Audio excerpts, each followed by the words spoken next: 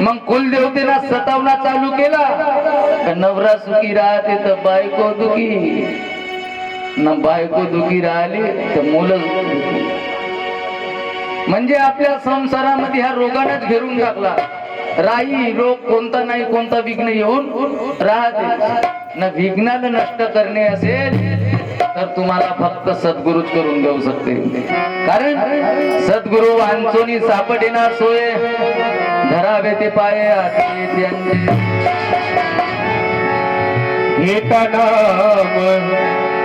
घेता नाम विठोबाचे, पर्वत जळती पापाचे, पर्वत जळती पापाचे. घेता नाम विठोबाचे,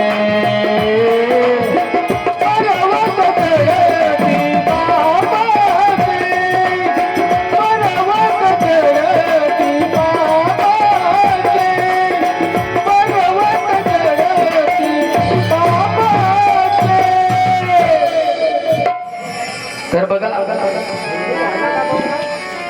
पहिलं प्रश्न फिल्मीवर जातो. तर बघा आपल्याला सद्गुरु शिवाय पर्याय नाही आहे ना. आपल्याला सोडवू शकते कोण? सद्गुरु. पण आपण